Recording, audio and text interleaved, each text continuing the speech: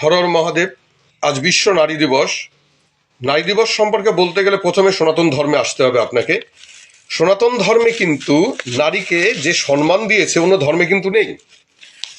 দেখুন আজকে আফগানিস্তানে কি রয়েছে, শরিয়া কানুন রয়েছে আফগানিস্তানে, যেখানে তৃতীয় শ্রেণী পাশ করার পরে কোনো মেয়েকে আর কিন্তু বিদ্যালয়ে যেতে দেবে না।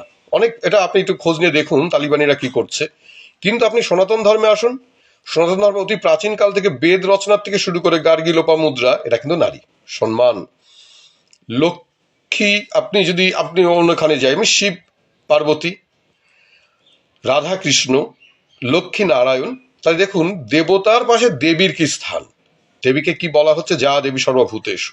অন্য জায়গায় কিন্তু নারীদের, অন্য ধর্মে নারীকে এত সম্মান কিন্তু নেই।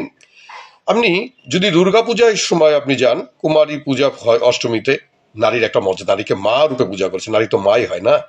বা নজরুলের কথায় আসে, মানে নজরুল বলছে বিশ্বে যা কিছু মহান সৃষ্টি চিরকল্যাণকর, অর্ধেক তার করিয়াছে নারী, অর্ধেক তার নর। আবার কি বলছে, কোনো কালে হয়নিকো জয়, হয়নিকো একা, জয়ী পুরুষের তরবারি, প্রেরণা দিয়েছে শক্তি দিয়েছে বিজয় লক্ষ্মী নারী। তাই নারীর কত মর্যাদা দিয়েছে নজরুল।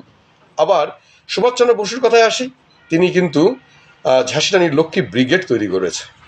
তাহলে একটা কথা বলি, ভারতবর্ষে নারীদের যে মর্যাদা দেওয়া হয় অন্যখানে হয়তোবা তা নেই। অন্য দেশে হয়তোবা নারীকে নারীর সাথে একটা কন্ট্রাক্ট করা হয়, আর এখানে বিবাহ করা হয়, একটা আলাদা অদ্ভুত ব্যাপার। প্রত্যেক নারীকে আমার সশ্রদ্ধ প্রণাম সম্মান জানিয়ে হর হর মহাদেব।